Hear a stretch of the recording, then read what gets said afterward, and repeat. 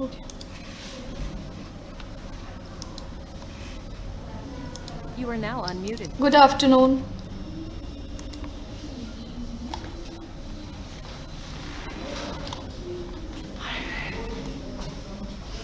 PDF upload है क्या? You are now muted.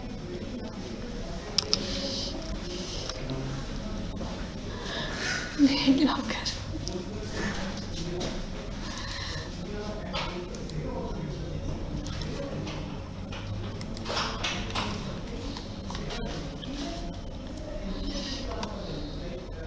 You are now unmuted. आवाज आ रही है?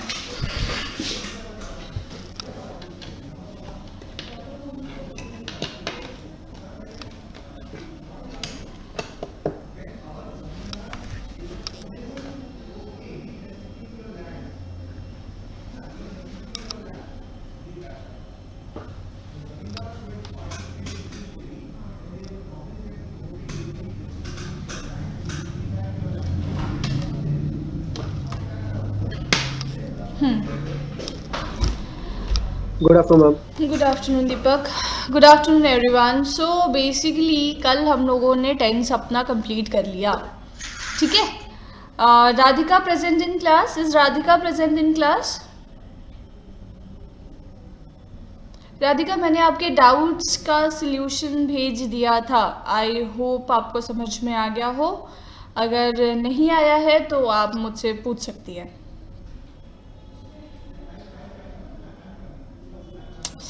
बड़ी टेंस सिचुएशन है, ठीक है, अभी भी है।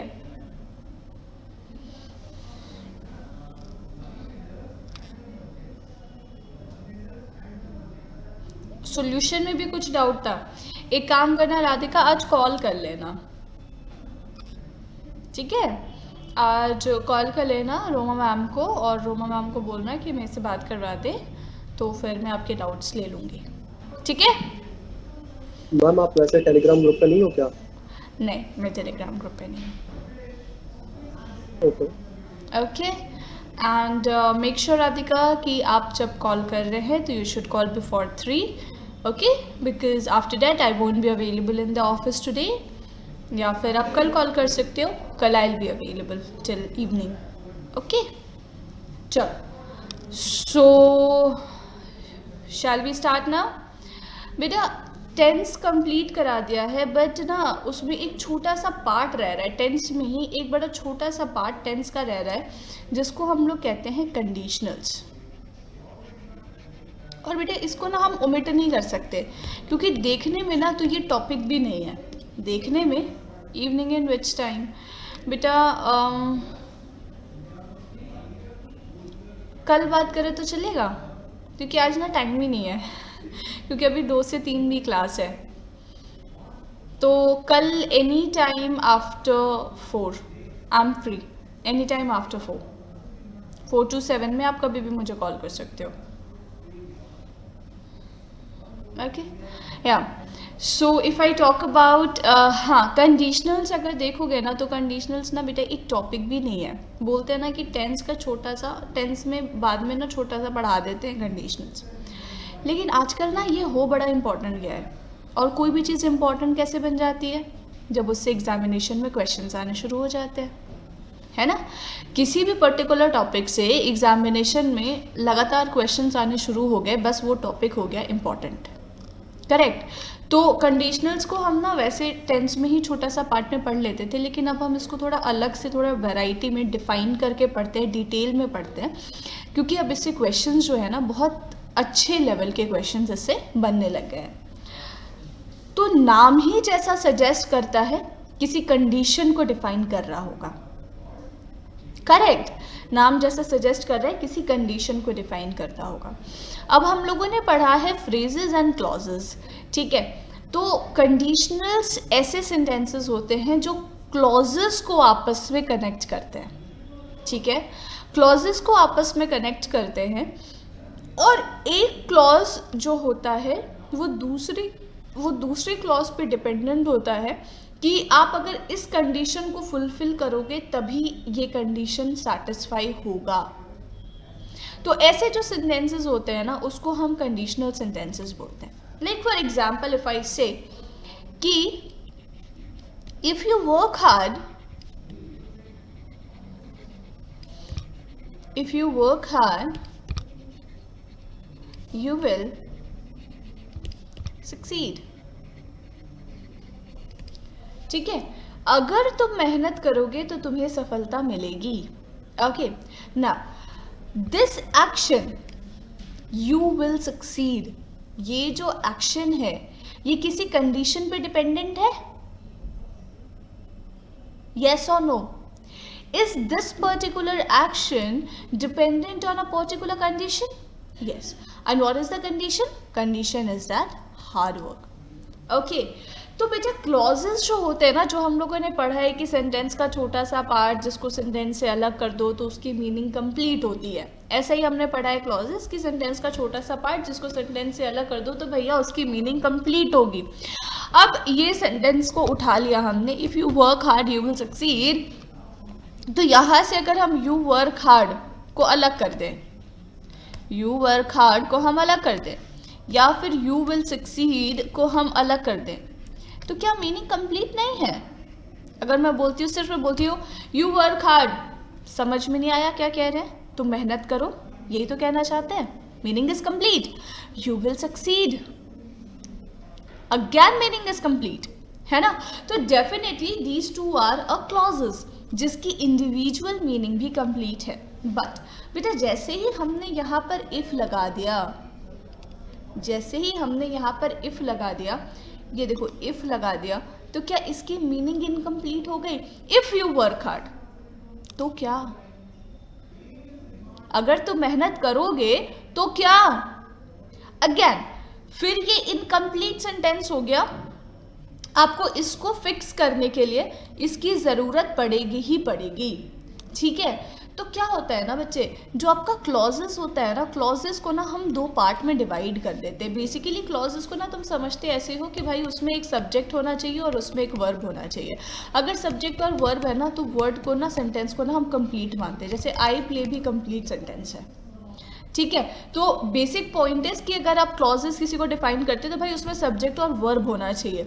और क्लॉजेस को ना हम फर्दर दो पार्ट में डिवाइड कर देते हैं. एक तुम्हारा होता है इंडिपेंडेंट क्लॉज.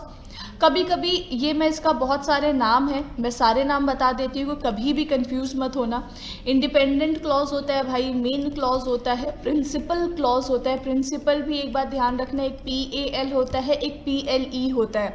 तो PLE वाला प्रिंसिपल्स आपके उसूल को डिफाइन करता है और ये प्रिंसिपल आपके स्कूल की प्रिंसिपल होती हैं, है ना? तो प्रिंसिपल का मतलब होता है हेड, मेन. तो ये आपका जो क्लॉजेस होता है they are divided into two parts. First is your independent main principal clause, दूसरा आपका होता है that is your dependent subordinate. इसके भी कई सारे नाम हैं. सबऑर्डिनेट क्लॉज, ठीक है, dependent clause and subordinate clause. So these two are defined in this manner. अब इसका मतलब क्या है कि अगर मान लो कि कोई एक्शन किसी के ऊपर डिपेंडेंट है और उसमें सब्जेक्ट और वर्ब है, तो तुम उसको क्लॉज से फ्रेज थोड़ी बना दोगे, है ना? तो वो वहाँ पर क्या हो जाता है, वो डिपेंडेंट क्लॉज की कैटेगरी में आ जाता है. और किसी की इंडिविजुअल मीनिंग क्लियर है और वो सेंटेंस में मिक्सअप होकर भी अपनी क्लियर मीनिंग दे रहा है, तो वो तुम्हारा बेटा इंडिपेंडेंट क्लॉज का पार्ट हो जाता है. ठीक है, अब उस रेस्पेक्ट में अगर हम देखें तो कायदे से ये जो हमारा पार्ट है सेंटेंस का, ये डिपेंडेंट क्लॉज हो गया, और ये जो पार्ट है हमारे सेंटेंस का ये इंडिपेंडेंट क्लॉज हो गया. राइट और रॉन्ग? येस और नो? ये dependent clause, if you work hard and you will succeed, if you work hard dependent clause हो गया and you will succeed independent clause हो गया. करेक्ट. तो बेटा यू विल सक्सीड को हमने क्या कर दिया, इसको हमने बना दिया मेन क्लॉज. ठीक है, अब उसके बाद तुमने बोला इफ़ यू वर्क हार्ड, है ना, अगर तुम मेहनत करोगे. तो भाई ये जो इफ़ यू वर्क हार्ड हो गया, ये पर्टिकुलर मेन क्लॉज का जो एक्शन है वो डिपेंड इस पे कर रहा है. तो ये तो ऐसे ही हमारा क्या हो गया, ये एक कंडीशन है, ये एक कंडीशन है जिस पे हमारे मेन क्लॉज का एक्शन डिपेंड कर रहा है. तो इसको हम इसको कंडीशनल्स में, डिफरेंट सेंटेंसेस में ये डिपेंडेंट क्लॉज ही कहलाएगा, लेकिन इसको कंडीशनल्स में बेटा हम डिपेंडेंट क्लॉज ना कहकर इसको हम कह देते हैं कंडीशनल क्लॉज. ठीक है, this is defined as conditional clause. तो बेटा ये जो तुम्हारा पार्ट है ये बन गया तुम्हारा मेन क्लॉज, ये जो तुम्हारा पार्ट है ये बन गया तुम्हारा कंडीशनल क्लॉज। अब ये जो कंडीशनल क्लॉज है ये कंडीशनल क्लॉज क्यों बना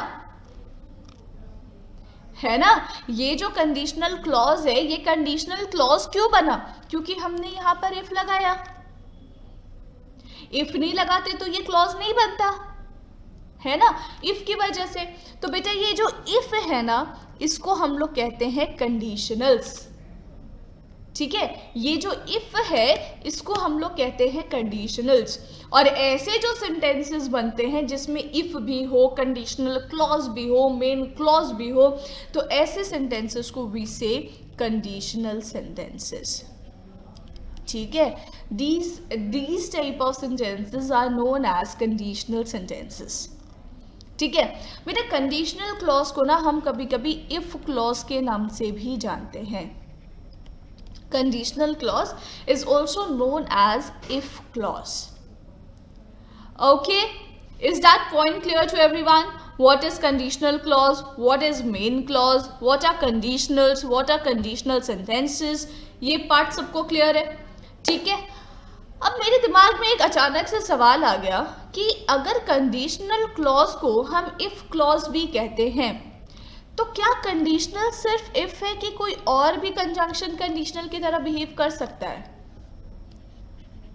अगर हम कंडीशनल क्लॉज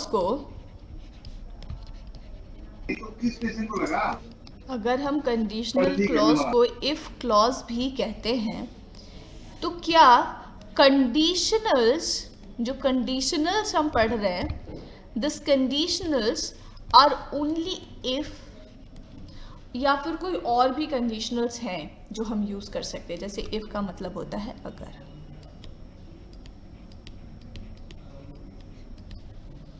और क्या कंडीशनल्स है, और अगर नहीं है तो भाई नहीं है, फिर तो कोई बात ही नहीं है, नहीं होंगे।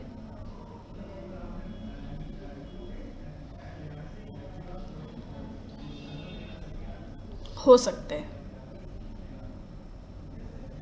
Unless, okay.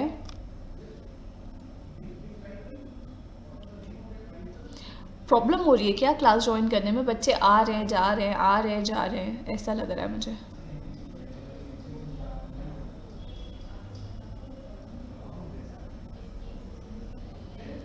श्रुतिका को लगता है कि हो सकते हैं, जैसे कि अनलेस हो सकता है। निवेदिता को लगता है कि नहीं हो सकता। भाई बाकी यहाँ पे क्लास में बच्चे तो वैसे बहुत है, तो क्या तुम लोगों का कोई व्यू पॉइंट नहीं है? बेवकूफ हो या कोई व्यू पॉइंट रखना चाहते हो लेकिन रख नहीं पा रहे हो? दिक्कत क्या है पहले तो मुझे ये समझाओ, आंसर नहीं आने का।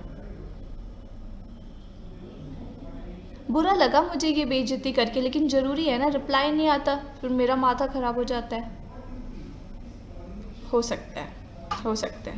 मैम बेसिकली आप पूछ क्या रहे हो? ओह वाह, एक अलग से ये भी है। आप पूछ क्या रहे हो मतलब? इतने देर से जो मैंने झाल बजाया वो मैंने अभी बजाया, 20 मिनट तक झाल बजाया है मैंने क्लास में। Ma'am actually I am in the hospital so that's why I was just doing some formalities, so I was stuck in to that. बेटा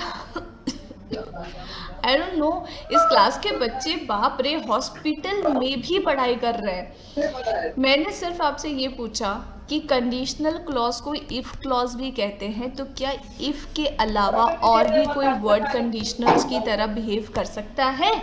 हाँ कि ना? यस मैम कर सकता है, यस मैम कर सकता है। लाइक फॉर एग्जांपल हो सकते हैं तो कई सारे आ रहे हैं। इफ हो गया मैम, एक क्या कहते हैं बट भी होता है ना, बट का मतलब देन लेकिन ओनली, होता है। Then only. अच्छा ओके, सो मैम वो कहते हैं ना if you work hard then only you get the progress, like that. यही तो बात है ना, गलत बोलते हो, गलत समझते हो, गलत पढ़ते हो। कभी भी इफ के साथ देन का पेयर नहीं आता, इफ हमेशा कॉमा को फॉलो करता है। नहीं मैम वो तो मैं समझ गया, बट मतलब एक वैसे कह रहा था, मतलब हो सकता है, मतलब इसके अलावा भी कंडीशनल हो सकते हैं मतलब। अच्छा कोई बात नहीं, it's okay. So yeah, conditionals are obviously available other than if as well. So some of the conditionals are suppose, unless, until, as soon as if, as though, है ना, ये सब भी कंडीशनल की तरह बिहेव करते हैं. एक बेटा और वर्ड है जिसको हम लोग बोलते हैं प्रोवाइडेड. यहाँ पे जितने भी वर्ड्स मैंने लिख दिए, इफ, सपोज का भी मतलब अगर, अनलेस, अनटिल, व्हेन भी आता है ना, जब तक, एज सुन एज कैसे कंडीशनल होता है मैम? अगर मैं बोलूँ कि I will come to meet you as soon as I reach Delhi, जैसे ही मैं दिल्ली पहुंचूंगी मैं तुमसे मिलने आऊंगी, जैसे ही का सेंस दे रहा है ना. So definitely as soon as behave as conditionals. Define क्या कर रहा है? किस, मेरा तुमसे मिलना किस कंडीशन पे डिपेंडेंट है? मेरे दिल्ली आने पे, है ना. तो बिल्कुल एज सुन एज कंडीशनल की तरह बिहेव करता है. वैसे जब मैं समझा रही थी तो ये ऑफलाइन हो गई, अब इसको कैसे पता चलेगा कि मैंने क्या समझाया? यार बड़ी मुसीबत है. अच्छा, तो मेरा सवाल ये है कि अनलेस और until, what about suppose? Suppose से एग्जाम्पल बना लो भाई. जैसे कि मैंने बोल दिया सपोज और इफ तो ना पता है एकदम सेम है, दोनों का मतलब भी ना अगर ही होता है. तो जैसे मैंने बोला था कि if you work hard you will succeed, है ना. या फिर अगर मैं बोलूँ suppose you saw a tiger, what would your reaction be? Suppose you saw a tiger, what would your reaction be? अब तुम्हारा रिएक्शन किस पे डिपेंड करता है? टाइगर के दिखने पे. Again, it is behaving as a conditional. Yeah? Okay. So, अच्छा. Okay, thank God you heard it. I was just thinking about it कि how will you be able to understand since you went offline at that particular time, है ना. Tiger कितना बड़ा है? Tiger बहुत बड़ा है, तुम्हारे साइज का है. अब सोच लो, ठीक है. Now will talk about provided. Now will talk about provided. तो भाई प्रोवाइडेड का मतलब क्या है? What do you mean by this word provided? बशर्ते. क्या बात है, बशर्ते. प्रोवाइडेड मीन्स बशर्ते. If you go with the dictionary meaning, so dictionary meaning of this particular word is if and only if. Okay, if and only if, absolutely only if, है ना. तो जब आप प्रोवाइडेड वहाँ पे लगाते हैं ना, तो यू आर पर्टिकुलरली डिफाइनिंग कि बेटा कोई अदर ऑप्शन नहीं है, यही करोगे तो होगा, नहीं तो नहीं होने वाला है. ठीक है. नॉट ओनली बट ऑल्सो जो होता है ना Nimesh, actually not only but also is not defining conditional. जैसे कि नॉट ओनली बट ऑल्सो ना आप कहाँ पर लिखते हो? हाँ, you will be able to submit the form provided you reach the office on time. Perfect, Diksha. Very good example.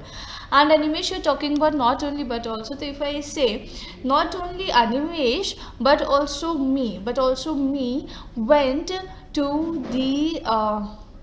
the party thrown by Himanshi. To the party thrown by Himanshi. If I think about if I give you an example like this, ठीक है. तो जो not only but also define कर रहा है ना, वो in addition to का सेंस दे रहा है. सिर्फ मतलब ना ही सिर्फ अनिमेश, मैं भी, मतलब अनिमेश और मैं, हम दोनों उस पार्टी में गए जो हिमांशी ने थ्रो किया था. कंडीशन कहाँ डिफाइन हुआ? कंडीशन नहीं डिफाइन हुआ ना. तो नॉट ओनली बट ऑल्सो जो होता है ना, वो इन एडिशन टू का सेंस देता है. ठीक है. Now Swati is talking about the whether. If I say Swati, think of a sentence where whether is behaving as a condition. Come on, हर वक्त मैं सेंटेंसेस बनाती हूँ. You guys think of a sentence where you can think of कि या whether can be a conditional here. Give me a sentence like that. जब भी कुछ समझ में नहीं आता है ना इंग्लिश में, तो ना बेटा उसको ना खुद से एग्जामिन करना चाहिए, है ना। You can't be dependent on me for everything ना। तो एग्जामिन कैसे करोगे, जहाँ पर हमें पता है कि भाई अगर हम वेदर से ऐसा कोई सेंटेंस बना पाए कि वो कंडीशन डिफाइन कर रहा हो, तो हाँ वेदर कंडीशन हो सकता है, लेकिन अगर नहीं बना पाए तो वेदर कंडीशन नहीं है। तो think of a sentence on your own, I will guide you for that. Okay,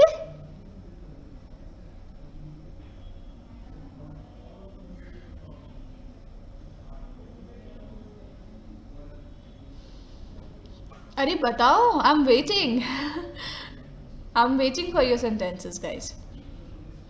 वैसे वेदर से नहीं बन रहा, वैसे वेदर जो वर्ड है ना बेटा, वेदर का मतलब होता है या, तो ये ना ऑप्शन डिफाइन कर देता है। वेदर शी विल कम और नॉट, मुझे नहीं पता है वो आएगी या नहीं आएगी, है ना। I will be going to the airport whether it rains or not. Shrutika, do you think that this sentence is correct? I will be going to the airport whether it rains or not. If is the more appropriate one I guess, है ना। So या whether will not suit here more. Okay, so whether mostly defines option, तो हम उसको conditionals का part नहीं मानते हैं, ठीक है। चलो अब थोड़ा आगे बढ़ते हैं। तो बेटा कितने टाइप्स के कंडीशनल्स होते हैं? How many types of conditionals are there? 4 2 4 4 4 4 2। यार मुझे समझ में नहीं आ रहा किस बिहाफ पे 4 और 2 का रेशियो जा रहा है, पहले तो मुझे ये समझाओ।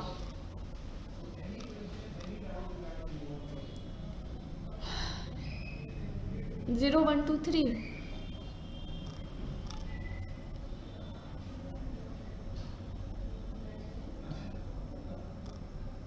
ये बात तो ठीक है, मुझे भी अच्छा लगा ये देखकर।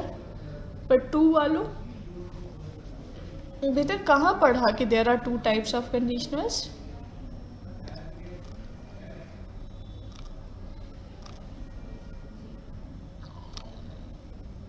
नहीं बेटा, यहाँ पर भी कंडीशनल कहाँ है कि लिखते वक्त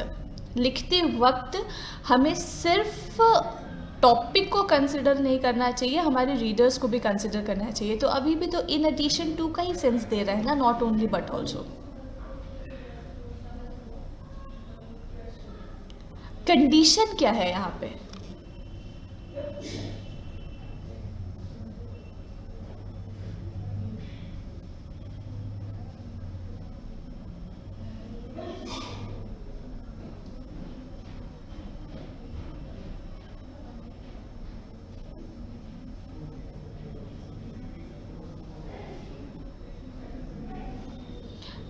नहीं, आप कंडीशन नहीं, दो कंडीशन दे रहा है जो सेटिस्फाई होना चाहिए बेटा, ये अलग बात है। कंडीशनल्स इज कि उस जो कंडीशन पे पूरा का पूरा framework of a sentence is dependent on it, इसीलिए उसको डिपेंडेंट क्लॉज भी कहते हैं। कंडीशनल क्लॉज वो क्लॉज होता है जिसपे पूरा का पूरा मेन क्लॉज का एक्शन रिलाई करता है, डिपेंड करता है। ये होगा तो होगा, नहीं होगा तो नहीं होगा, है ना। वो डिपेंडेंसी इन सेंटेंसेस में नहीं है, and that dependency is important to define a sentence as conditional sentences. Okay,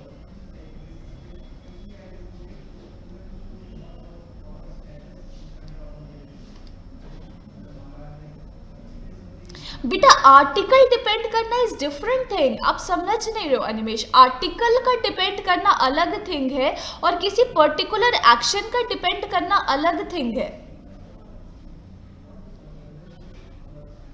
और आर्टिकल का यहाँ पे डिफाइन भी तो नहीं है in your sentence. Article is not at all defined as well.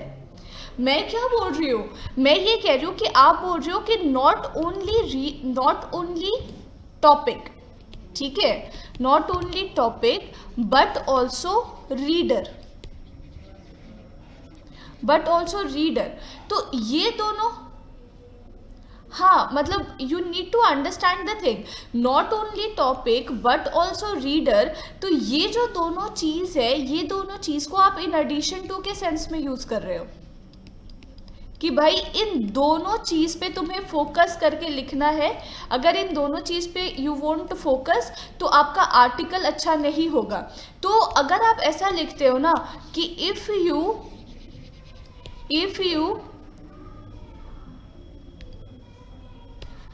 you write an article,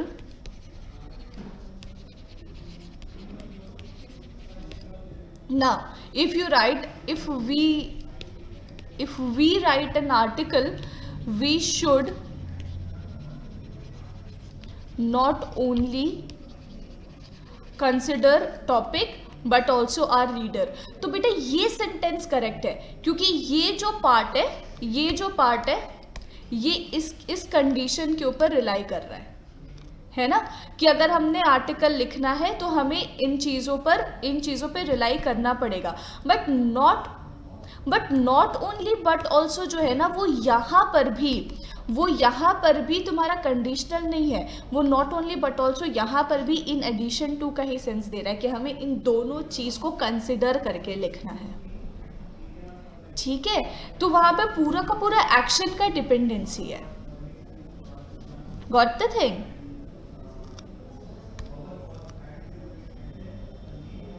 या नाउ सो थोड़ा yeah, you will get the point once we are like in the topic more, है ना। Understanding basic is this much only. जैसे और भी तुम example ले सकते हो, जैसे कि हमने वो लिखा था ना, if you work hard you will succeed, तो तुम उसको ऐसे भी कंसिडर कर सकते हो, you will succeed provided you work hard, है ना, प्रोवाइडेड यू वर्क हार्ड। या फिर तुम इसमें और भी एग्जाम्पल्स ले सकते हो कि if you don't hurry up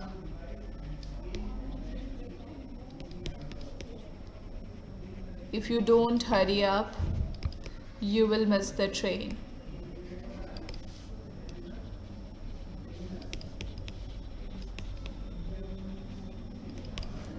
या फिर मैंने एक सेंटेंस दिया था कि I'll come to meet you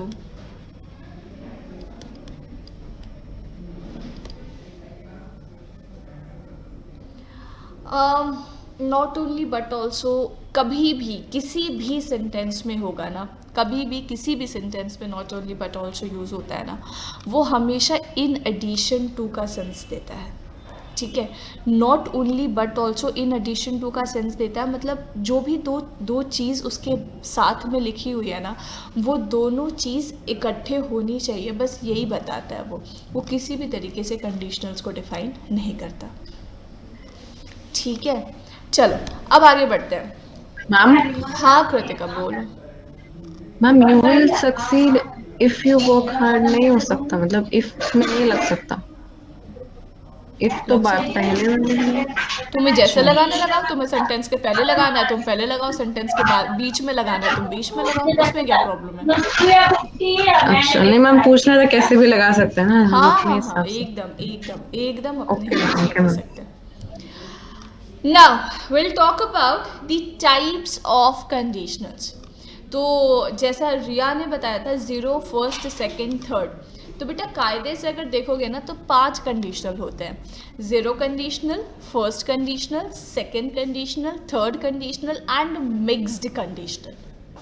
ठीक है, मिक्स्ड कंडीशनल भी होता है, लेकिन मिक्स्ड कंडीशनल जो होता है ना वो अब मतलब वो हमारे सिलेबस में नहीं है। मिक्स्ड कंडीशनल्स हमें नहीं पढ़ना, तो हमारे लिए जो कंडीशनल्स है वो हमारे लिए 4 ही है। 0 conditional, first conditional, second conditional and third conditional. ठीक है, तो सबसे पहले हम लोग स्टार्ट करेंगे 0 कंडीशनल से। ठीक है, सबसे पहले हम लोग स्टार्ट करेंगे 0 कंडीशनल से। तो भाई 0 कंडीशनल होता क्या है? What is 0 conditional?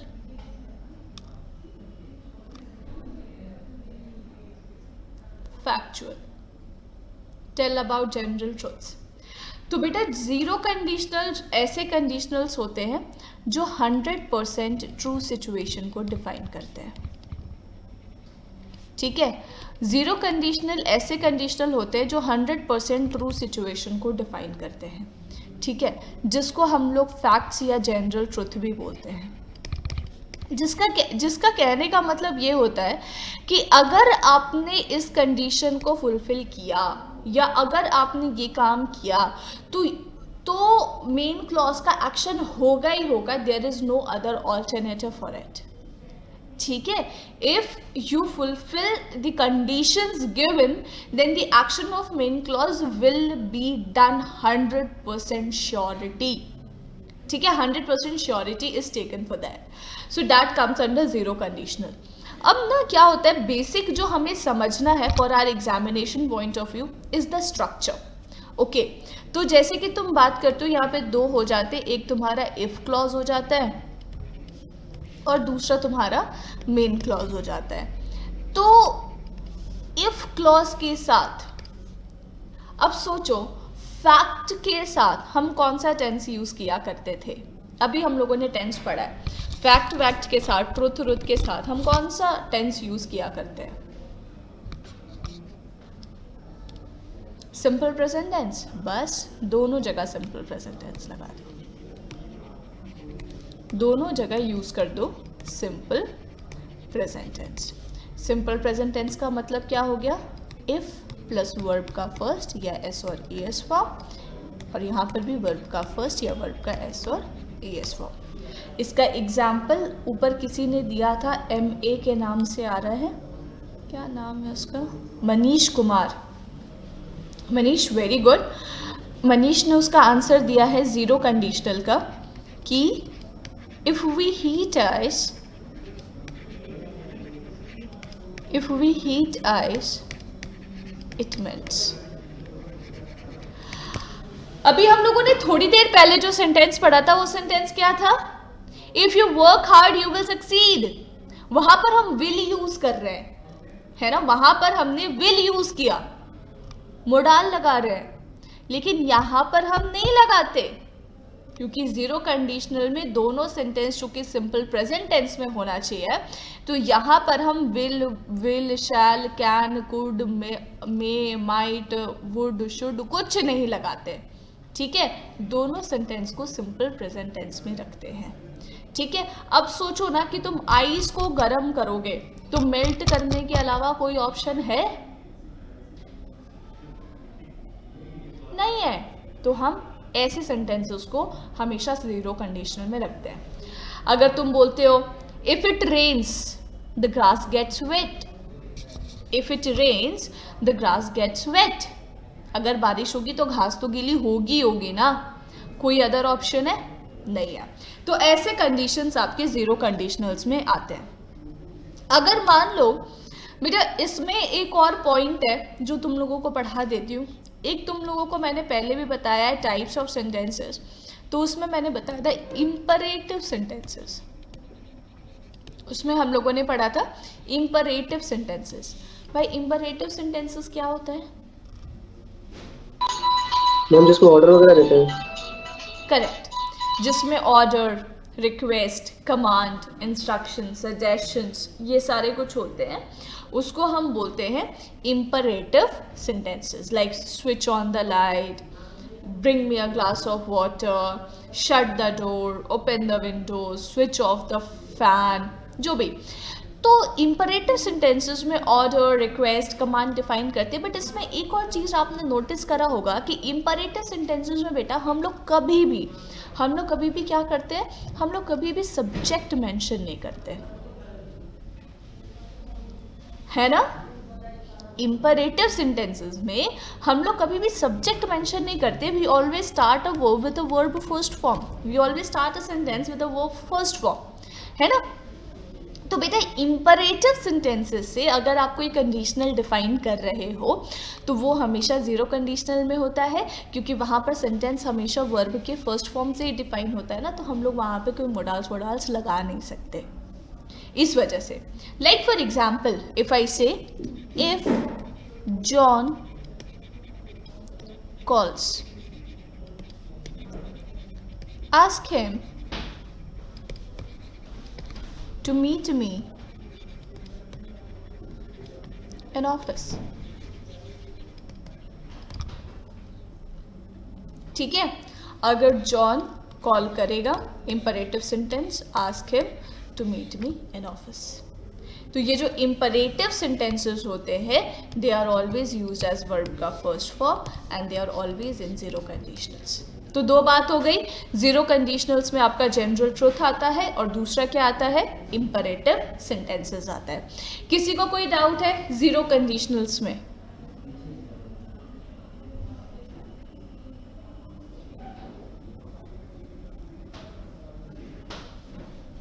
Zero condition में मैम दो चीज आती है, एक जनरल ट्रूथ और इंपरेटिव सेंटेंसेस, है ना? हाँ, ओके जी. ऐसा लग रहा है याद कर लिया.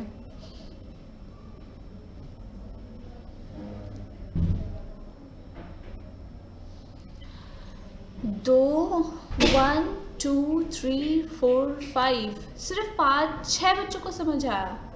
अच्छा 6 7 भी है, 8 9 10 11 12 13. आपने जब 11 लिखा ना तब तक 13 काउंट चल रहा था. आ गया ना? Thank God. चलो आ तो गया. तुम्हारा नेटवर्क चली गया था. ये तो बहुत बुरा हुआ तुम्हारे साथ, लेकिन मैं बिल्कुल भी रिपीट नहीं कर सकती. Rewind and C. ओके, अगर कोई डाउट हो गया ना बेटा, तो एकदम तुम फ्री हो पूछने के लिए, उसके लिए मैं कभी मना नहीं करूँगी. लेकिन बेटा ये जो रिवाइंड वाला प्रोसीजर है ना, वो बार बार रिपीट करने में ना टाइम बहुत वेस्ट हो जाता है. ठीक है, तो प्लीज़ इतना आप लोग भी सपोर्ट कर लेना, देख लेना. कोई डाउट होता है तो आप पूछ सकते हो बेझिझक, कभी भी रोक कर कि मैम रुक जाओ, मैंने देख लिया, यहाँ पे डाउट आ गया, ये ज़रा बता दो, मैं बता दूँगी. ठीक है, चलो अब ये हो गया तुम्हारा ज़ीरो कंडीशनल. ज़ीरो कंडीशनल के बाद आते हैं तुम्हारा पहला कंडीशनल पे, विच इज़ फर्स्ट.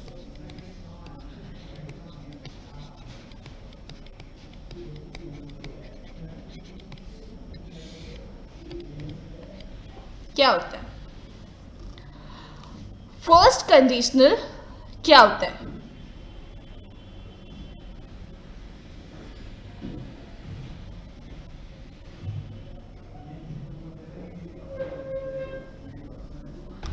ये कहाँ पढ़ा तुमने रिया? फैक्चुअल चीज़ जो होने वाली है. Sentences in which outcome is not bound to occur. Tell about the possibilities.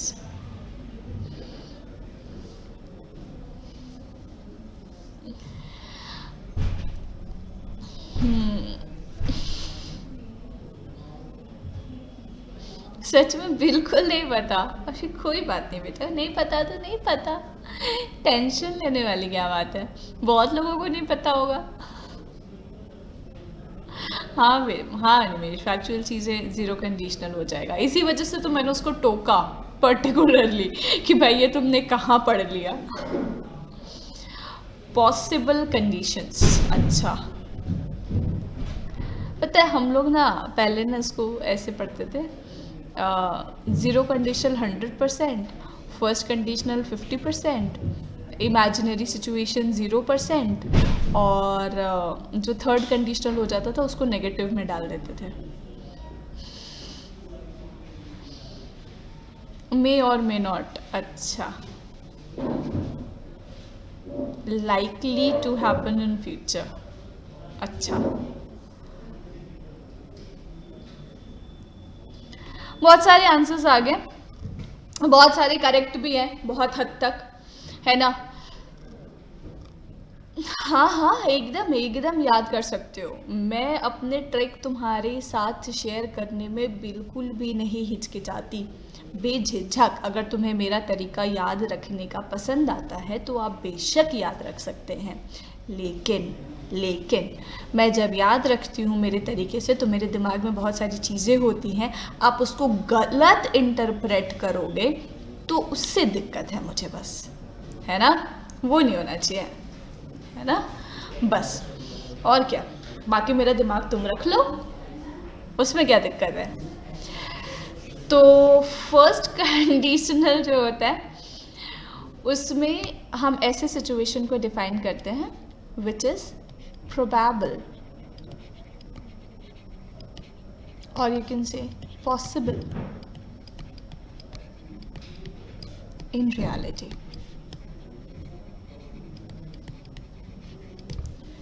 Probable and possible in reality, ठीक है ना। Probable and possible in reality का मतलब ये है कि अगर आप कंडीशनल क्लॉज का एक्शन फुलफिल करोगे तो चांसेस है मेन क्लॉज का एक्शन फुलफिल होगा, लेकिन 100% गारंटी नहीं है। It is a possibility that the condition of main clause will be fulfilled, but you can not guarantee for that, ठीक है। जैसे कि ये बोला था if you work hard you will succeed, मैं गारंटी थोड़ी ना ले सकती हूँ। मेहनत करोगे तो हाँ भाई सफलता मिलती है, नहीं भी मिल सकती है कभी कभी। If you study you will pass the exam, भाई नहीं भी पास हो सकते हो, जो पढ़े थे वो आया ही नहीं तो फेल ही हो गए, है ना। तो ऐसे सिचुएशंस जहाँ पर हम गारंटी नहीं ले सकते, लेकिन हाँ मतलब पॉसिबिलिटी है, ऐसा करने से ऐसा होता है, अगर ऐसी चीज़ों को हम डिफाइन कर रहे होते हैं, हाँ if I exercise I will lose weight, एकदम रिया, वेरी गुड। बहुत दुख है इसमें, जो तुम्हारा दुख झलक रहा है ना, आई कैन फील इट। तो ये सिचुएशंस तुम्हारे फर्स्ट कंडीशनल का पार्ट हो जाते हैं, ठीक है। इसका आप कैसे डिफाइन करते हो, दो आपके क्लॉज हो जाते हैं, एक आपका इफ क्लॉज हो गया, दूसरा आपका मेन क्लॉज हो गया। तो भाई इफ क्लॉज में आप क्या यूज़ करोगे, सिंपल प्रेजेंट टेंस ही यूज़ करोगे। तो इफ के साथ वर्ब का फर्स्ट या फिर एस और ई एस फॉर्म आएगा। जो आपका मेन क्लॉज है उसमें आप लिखते हो विल, शैल, कैन, मे के साथ वर्ब का फर्स्ट फॉर्म, ठीक है। विल, शैल, कैन, मे के साथ वर्ब का first form. Now, I'm writing down 5 questions here. Just read out and tell me if there is any error.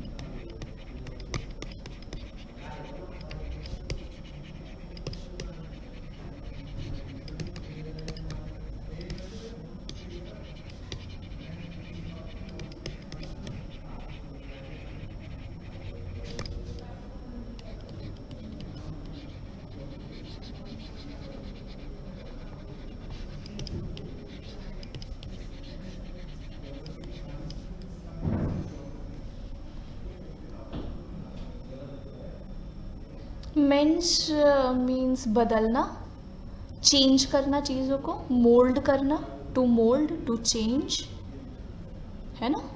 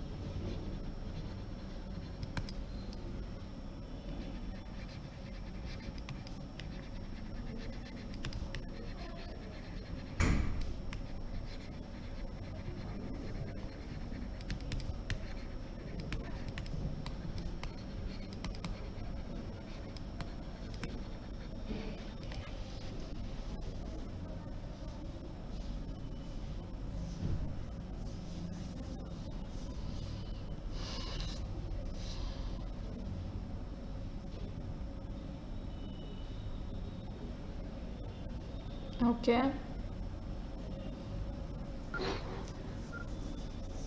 बताना।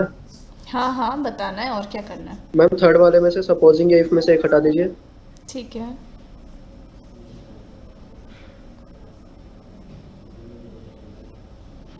हटा दिया।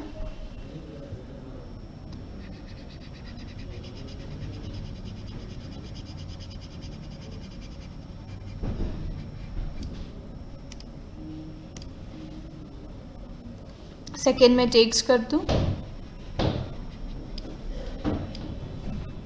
और फर्स्ट करेक्ट है।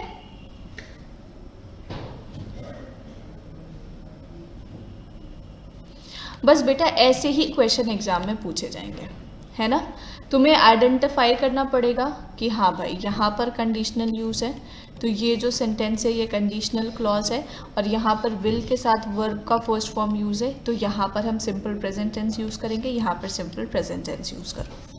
इन अ सिमिलर मैनर यहाँ पर कंडीशनल यूज है, तो ये कंडीशनल क्लॉज है, ये मेन क्लॉज है, ठीक है।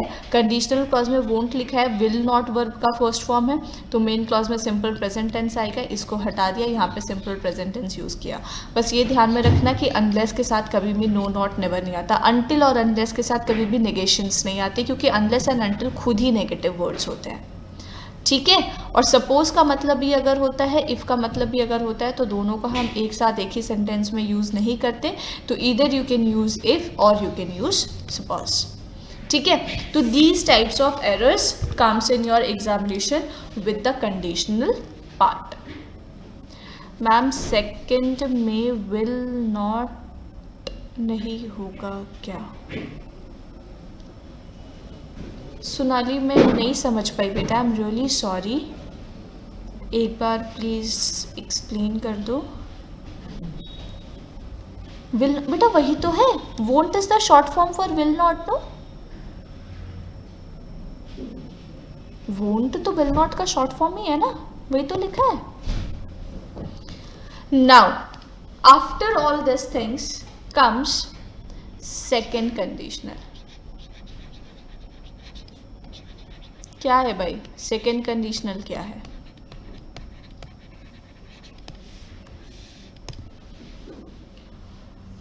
What is second conditional? 0% वाला एब्सोल्युटली अनरियलिस्टिक पॉसिबिलिटीज। क्या बात है। Tells about unreal situations. अच्छा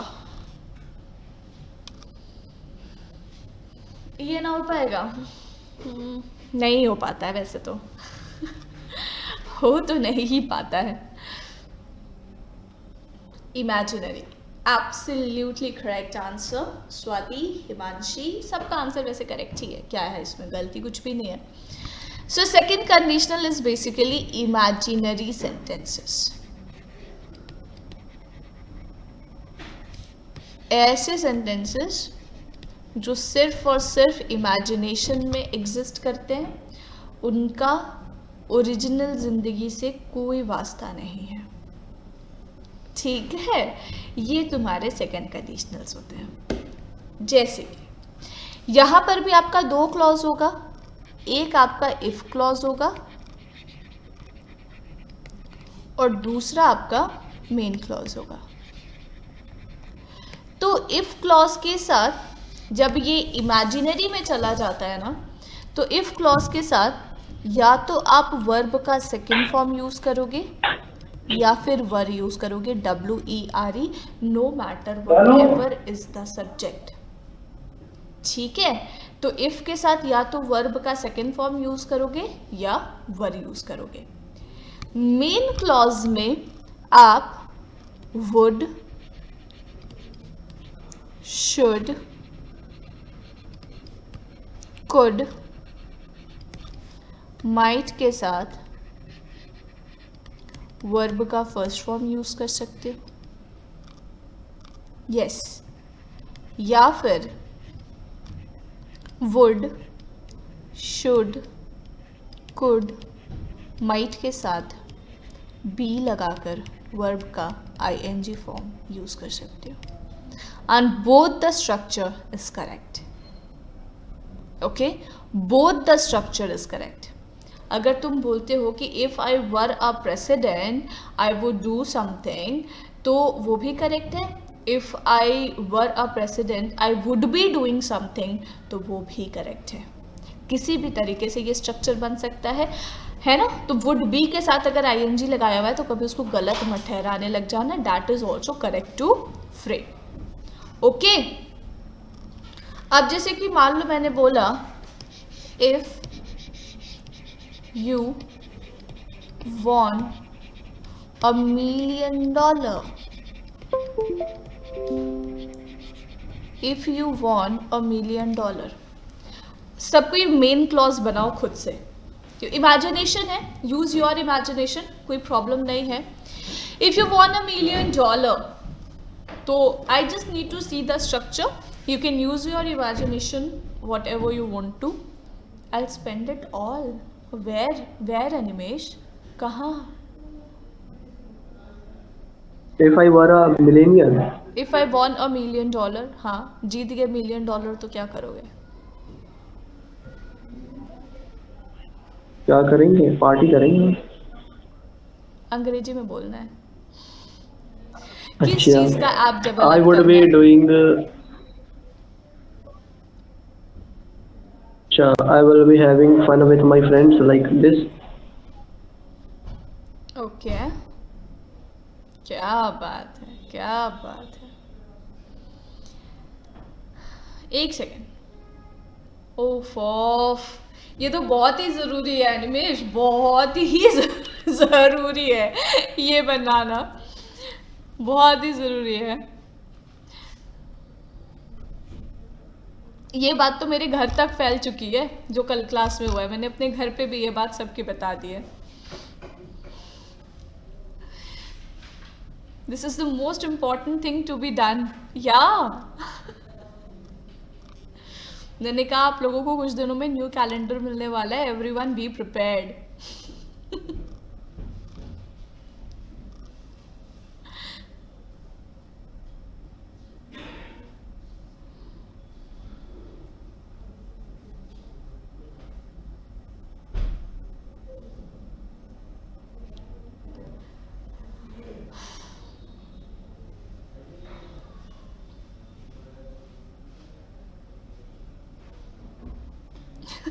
Himanshi का answer was like I would say like terrific answer, terrific। सब भाई पैसे बचाना, सबको अनिमेश का कैलेंडर खरीदना है।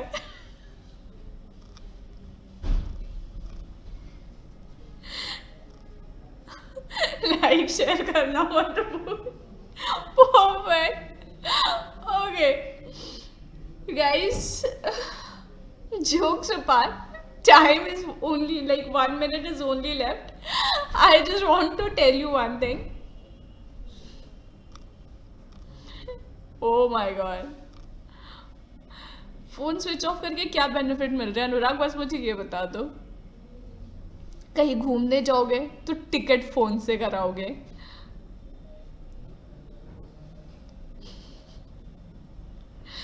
अच्छा, इन दैट सेंस फिर ठीक है।